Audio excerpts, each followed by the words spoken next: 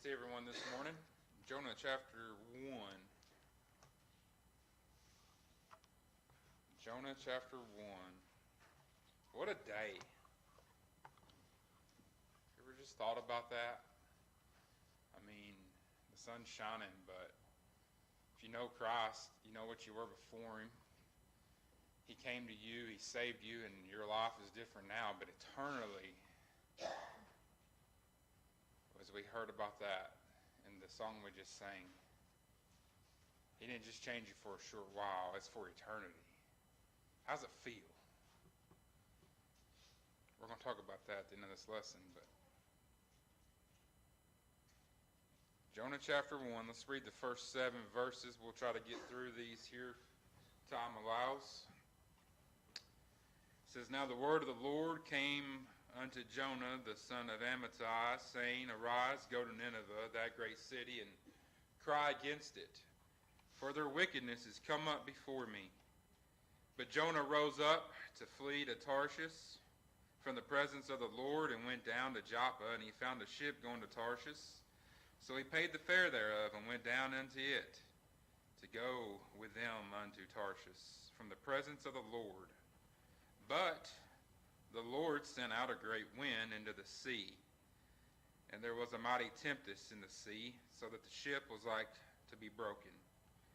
Then the mariners were afraid, and cried every man unto his God, and cast forth the wares that were in the ship into the sea, to lighten it of them. But Jonah was gone down into the sides of the ship, and he lay and was fast asleep. So the shipmaster came to him and said unto him, What meanest thou, O sleeper? Arise, call upon thy God, if so be that God will think upon us, that we perish not. And they said every one to his fellow, Come and let us cast lots, that we may know for whose cause this evil is upon us. So they cast lots, and the lot fell upon Jonah. So in studying this, we have verse 1 that we've studied. The word came to Jonah. That word deemed an action because it was God talking. It wasn't man. It meant something had to be done with it. Verse 2, the instruction was given. This is where I want you to go. Their wickedness has come up before me. Go and preach. And then verse 3, we see man's reaction. We see what Jonah wanted. We talked about the city of Nineveh and why perhaps he did not want to go there. We talked about their wickedness, the fear for his own life. And he reacted. Now I want us to remember in these first 3 verses, I'm not sure the actual time that elapsed between verse 1 and verse 3 and then into verse 4. We don't know that. But everything's went fairly smooth for Jonah in the first 3 verses. As in nothing's went wrong. Judgment has not fell upon him. And I would say this, sin often starts that way. Every now and then you almost think you're going to get away with something. That's how running from the Lord starts. Jonah ran in verse 3, and then we see a familiar word start verse 4, the word but. Jonah ran in verse 3, but the Lord sent out a great wind. It was no surprise to God that Jonah ran. It didn't occur to God suddenly that Jonah didn't want to do this. God knew it before he brought the word to him. God was ready for Jonah. God's ready for you in your action and in your... God wasn't caught off guard, rest assured. God's not going to bring you a word and be caught off guard and then not supply or not get you through what he's asking you to do.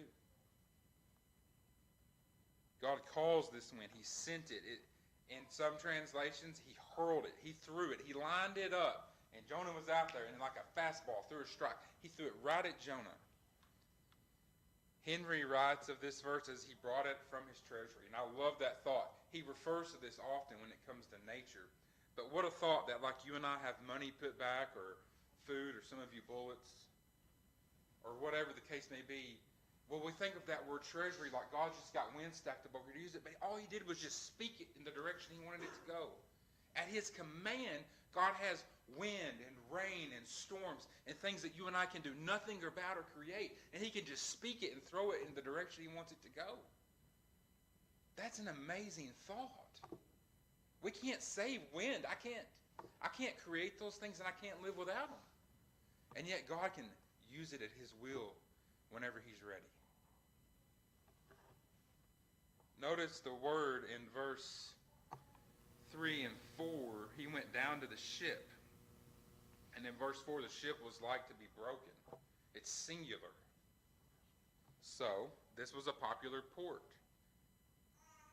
There was popular trading routes along here. Where this was, in the territory of Dan, in the northern kingdom, there were great cliffs. There weren't a lot of places for ships to dock. This was one of those places, no different than harbors today. It was busy. But it says it was for this ship. That's important, I believe. I think we overlook that. I'm not trying to add anything, but just follow me for a moment. This was a popular trading route. Some would lead you to think that there were many ships on the sea that day. I've never really thought about that until the last few weeks. But this wind was hurled or aimed just for Jonah. No other purpose. God was merciful enough in Jonah that that wind had his name on it.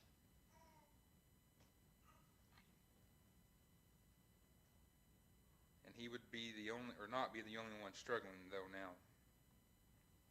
You know, not for today's lesson, but the thought of this being a singular ship, just one ship on the sea. You ever feel like you're the only one in a storm? And you're looking around and everybody else seems to be on calm seas? Maybe we'll talk about that later, just a teaser. The Lord sent out the wind. So what about this thought?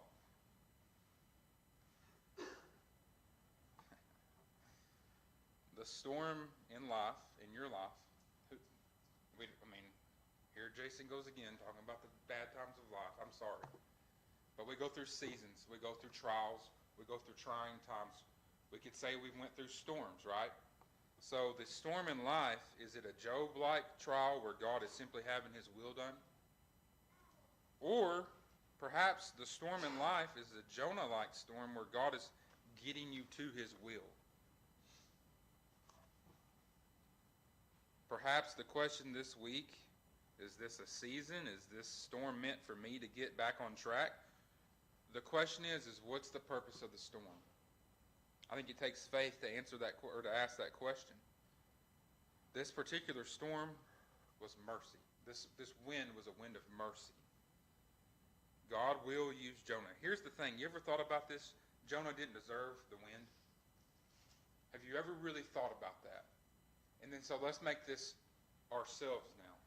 Have you ever thought to yourself, I'm unworthy of this storm? We don't think that. Times are hard. We don't like it. We're uncomfortable. And it's hard. But I think we find mercy. I'm unworthy of the storms a lot of time in my life. Because I mess up over and over again. And I continually get the storm, the wind that God aims at me to get me back where I need to be. That's mercy. Look at verse 5. Then the mariners were afraid, and they cried every man unto his God, and cast forth the wares that were in the ship into the sea to lighten it. They were afraid. Have you ever been afraid? I mean, we're men, right? We weren't taught this growing up. I wasn't. We did. Today, son. We didn't say it, you know. But we didn't talk about our fears. These men were afraid for their lives. Nothing mattered at this point. All of a sudden, everyone is afraid, yet the person of concern is unconcerned. These mariners were afraid. They were mariners. They are used to the sea. What does it take to get our attention? Well, if you're a mariner, you're used to a rough sea. Does it take a special storm on a rough sea to get you to start looking back at God? Or as this case, a little G God? Every man is crying to their God. We tend to get religious when storms come, right? It don't really matter if we know God truly or not. We just know we need some supernatural power, some kind of help, because all of a sudden, we've threw everything off the ship. We've made it as light as possible, and we're still in the storm. And guess what? It still looks like we're going to drown. All of a sudden, man gets real religious when he comes to the end of his wit. They were scared, and they knew they needed something. Some of us, myself, must be scared to prayer. I must be frightened or driven to it at times. They did what they could, and they realized it was out of their hands. And little did they know that this storm, they were going to meet the one true God. They had more than likely sailed this route many times, but this time was different. They were caught in a great wind. This wind was sent out to retrieve Jonah. It was designed, but it affected others. Let's talk about that. What you run from can affect your family. It can affect your church. It can affect your job. It can affect your health. This was Jonah's fault. These men were in a great strait because of it. Whatever the storm in your life, it may be localized, meaning your neighbor a mile down the road ain't getting rain, he ain't getting the storm. But guess what? The people in your life, the people in your family, in your circle, they're a part of it. And you may not even think they are. You may think you're holding it from them. They see you hurting and they're hurting. Your actions can bring a storm into someone else's life.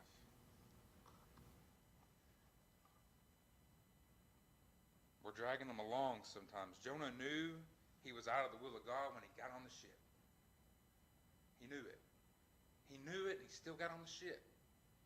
He didn't think about anybody but himself. Does that sound familiar? I mean, I am a Jonah many days of my life.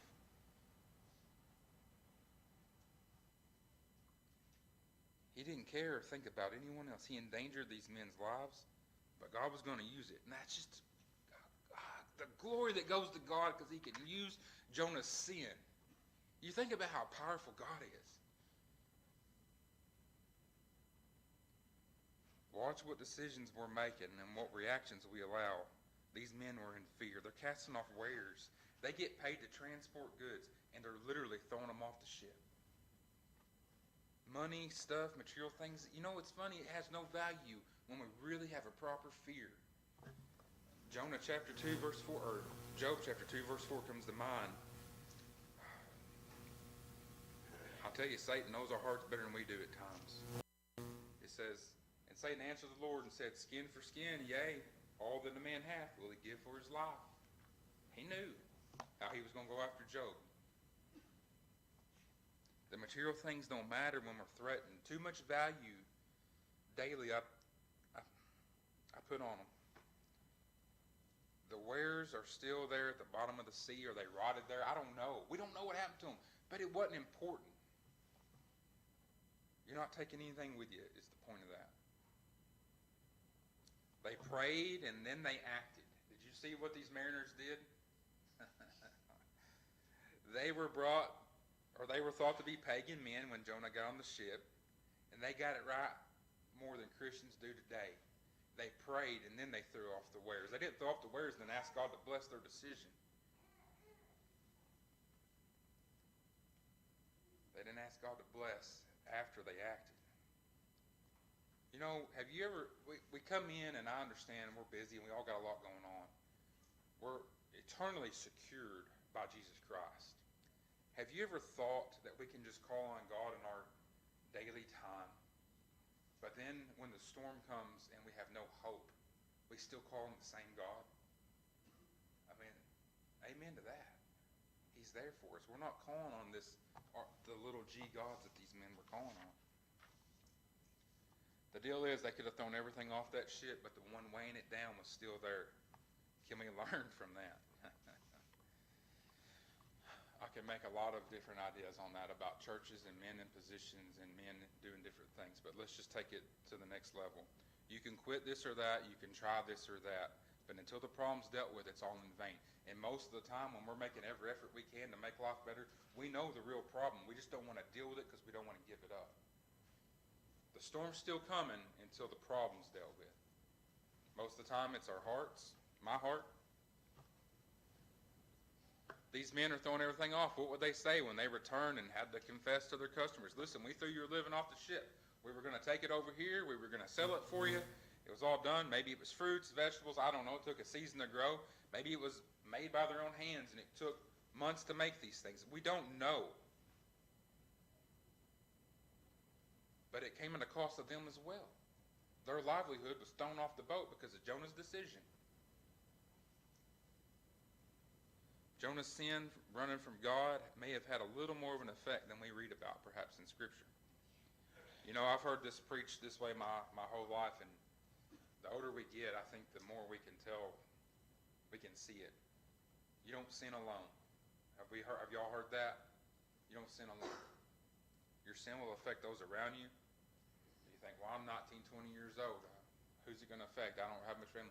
You had an unborn child coming one of these days. I'm going to tell you, they're going to pay for your sins. I can find it. There's no question. You don't sin alone. Our actions affect those around us. Certainly true here with Jonah, at least in this moment. You know, I think if we want to be honest this morning, and again, this was a hard look in the mirror for me this week. And with a heavy heart, I have caused storms in other people's lives. Have you ever thought about that? Probably still hurting them today. Because of me, because of my actions, because of my selfishness, because of me doing my will, not getting out of the way fast enough in some cases. But I've hurt people. And that comes at a cost. And sometimes I think I'm over it, and then I see them, and then I got to go up and talk to them and say I'm sorry. I've caused storms in people's lives. Got to live with it. You say, well, Jason, I don't drink. I've never cheated on a spouse. I try to encourage others. I do what I can around the church. I don't do drugs. I don't sell drugs. I don't murder. Sometimes we tell a lie, or we spread a little seed of gossip here or there. Did that give God honor and glory? I mean, did it hurt someone in the end? It starts out this small, but it could be this big in a matter of days. I'm just saying, we tend to think of the heavy sins because we rate sin from 1 to 10. Number 10 is still sin in God's eyes. Sin deadens and it hardens a person. Jonah was hard here. You had all this commotion going on up top, and down below was Jonah. That's the sedation of sin. It's rocking him to sleep. You had a prophet of God on a pagan ship. Think about that. God's man, go here. Pagan ship because he ran. Running from God can put you in a place that you should not be comfortable, and yet we will find comfort there. Sin can make you comfortable in a storm that is meant just for you. Jonah was running from God, and he's unaware of the struggle of these other people that he's caused. I mean, we can relate to that, right? I got 2 Henry quotes for this verse, and I like both of them. He said, neither the noise without nor the guilt within woke him. Sin is of a stupefying nature. And the other one, he says, it is the policy of Satan when by his temptations he has drawn men from God and their duty to rock them asleep in carnal security, and they may not be sensible for their misery and danger. It concerns us all to watch, therefore. It didn't just say he was asleep or taking a nap. It said he was fast asleep. He wasn't lightly sleeping. He wasn't down there tossing and turning, trying to deal with life and the stress of the next day. He was fast asleep. So don't count on your conscience to keep you awake at night. Don't count on circumstance to give you joy and peace whenever you've made a decision. Look, the ship being at the dock, you can't count on that either. It was blue skies when he got on. You can't count on these things to know if you're in God's will or not. Jonah, I think, was hard. He was calloused. He was hard-hearted for this action. He convinced himself, I really do think he felt like he was doing right for a minute. Look at verse 6. So the shipmaster came unto him and said unto him, what meanest thou, O sleeper? Arise, call upon thy God, if so be that God will think upon us that we perish not. So many think that the men on the ship aren't Hebrew. They were in the tribe of Dan. We know they didn't drive out the inhabitants. How could they be Hebrew and praying to a little g God, right? So there's that. The The shipmaster comes down and finds Jonah sleeping, and he's astonished. Jonah needed a reproof, but look who brought it to him. You can only imagine his motives in going down there. Maybe something fell on Jonah in the bottom. The ship's rough. Where's that Hebrew prophet at? And he goes down there and he sees Jonah sitting so still. Perhaps he thinks something's wrong with him, and yet he finds him fast asleep. He says, "What meanest thou, O sleeper? How can you be asleep? Arise, wake up, Jonah." See, when Jonah went down to the bottom of the ship, there was no storm.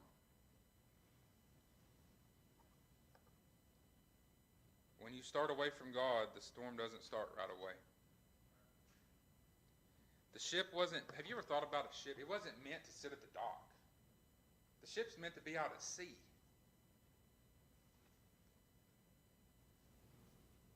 You weren't made to sit still. You were made to go ye therefore. I think a lot of times the storms in our life are hitting us while we're still at the dock. He comes down, he says, "Call upon your God." It should break our hearts when the world can be more godly than us at times. He had a pagan man come down and he said, "You know, you need to pray." You ever thought about that? What gets a hold of your heart? God can use anything, right? I've heard it said from behind this pulpit, and it breaks my heart. More grace can be found out in the world, more devotion can be found out in the world from God than in the church sometimes. That hurts because it's true.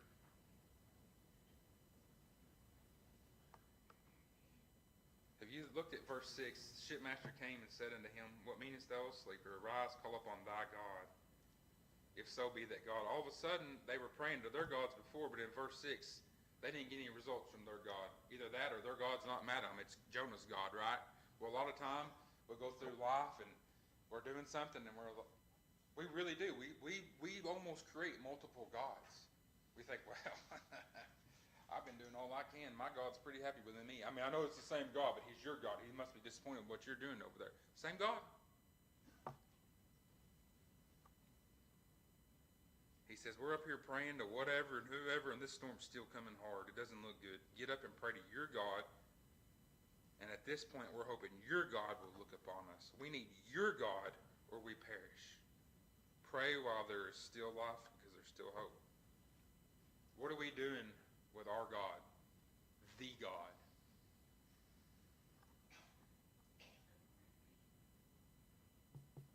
Verse 6 will come up again toward the end of the chapter. We're going to let that sit there, though, for today. So he goes down and gets Jonah.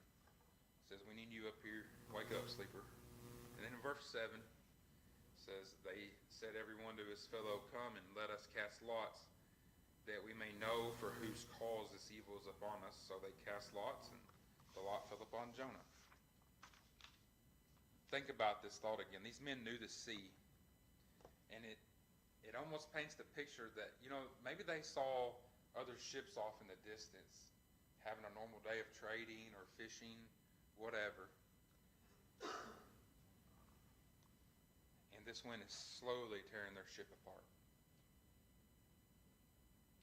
It was such a wind that was sent out in verse 4 that I believe they're recognizing it in verse 6 and 7. I'm sure once the shipmaster came and he got Jonah in verse 6, I'm sure Jonah did pray. Was it heard? Was his heart right? What did he pray for? We don't know. We don't know those things. But this wind was sent to get Jonah in the water, and it was going to do its job.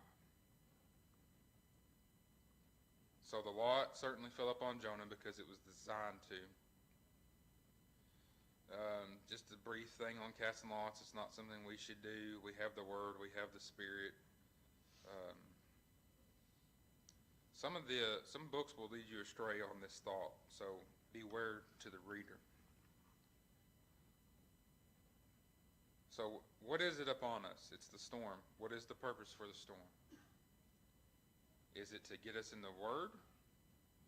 To get us to finally look at people as souls with eternal life? To be the witness in our homes or our places of work? What's the purpose of the wind?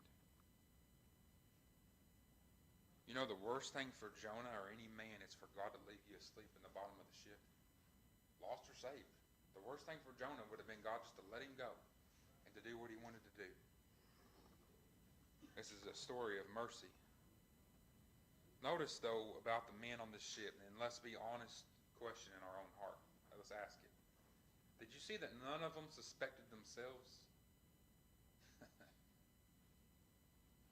They all blamed or suspected another. Well, we're going to stop here for a minute. If there's a struggle in your home, is it the wife's fault, guys? She ain't loving me like she should. She knows I come in tired. She knows I work hard. Wives, he's never around. I try to talk to him. He don't hear me. He's tired all the time. I'm not getting anything from church lately. Just don't really feel like we're where we're supposed to be. Do we suspect ourselves first? Do we suspect our own hearts? Have we prayed for the people we're worried about or not worried about? No, we're ready to cast lots pretty quick. It's not me. I tell you, the problem's not me. I know me. I know me. No, we don't know me. That's the problem. They all blamed or suspected another. Look, if you're not getting anything from the Sunday school lessons, it probably is my fault. All right? But I need you to pray.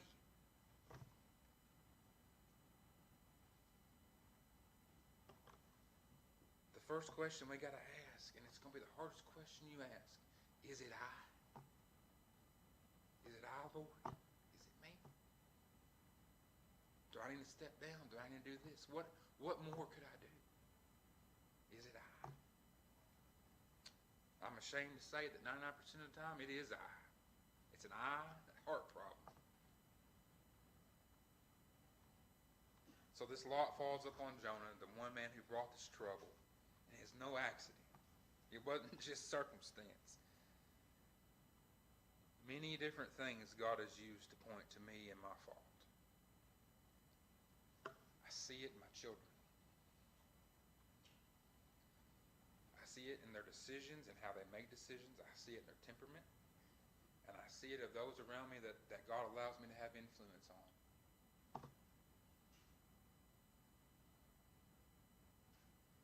I want to tell you this morning, everybody in here, and I do mean everybody, I know you enough to know you. You're a leader some way, shape, or form. You just don't realize it. You're leading somebody. Your children, people at work, your family, people here, I don't know. But God's given every single person here a gift to lead. Is it I? How are we leading? I see my temperament, my decisions, and my attitude, my thoughts, my positivity. I may have to get 30, 40 men motivated in one morning. It happens. And you know what I get back? The same thing I bring to them. When I go into the problem with my boss, you know how he responds to me? The same attitude I bring in that door most of the time. We're leaders. What are we bringing into the room with us? Hopefully Christ. You notice what Jonah did? He wasn't going to confess until the lot was cast. He knew he was guilty. He knew he was the problem. But he would not confess until he was found out. When we don't have a chance, we confess. Has God brought us to the point that we've been found out? This thought has been in my mind over and over and over again this week, and I don't know why. But do you remember the moment when you found out you were a sinner?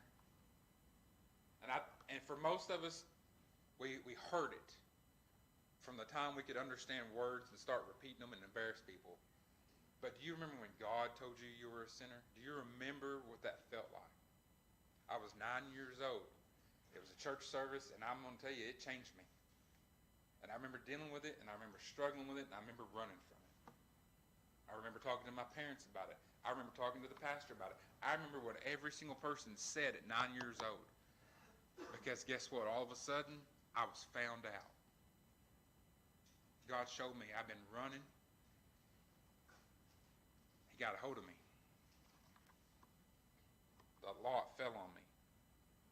This storm for Jonah was sent to fetch him.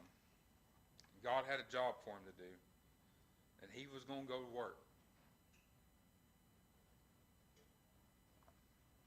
Have you been given work to do?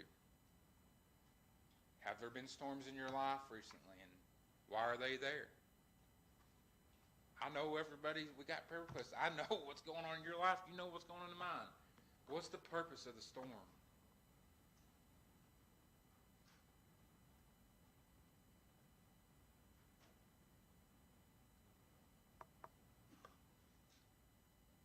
We'll get ahead of ourselves here for the moment. Jonah would tell them to throw him overboard. He would own up to it. But sometimes, guys, owning up to it's not enough. He had an opportunity to preach to these guys. We don't read about that. Sometimes saying, well, I'm sorry about that, bud. He had an opportunity, and he didn't take it. A storm is an opportunity, guys. It is. What's the purpose of it? Because it's not just there by happenstance. God allowed it. We can shake this apart. We can reword it however we want to. We can talk about this depth or that depth. But at the end of the day, God's allowed it. What's the purpose behind it? A lot of time, though, we got to ask, is it I, before we can ever move on? So, thank you for your attention this morning. I'd ask for your prayers moving forward here. This has been a lot of that kind of finger pointing. So, Brother Roger, would you close us out, please?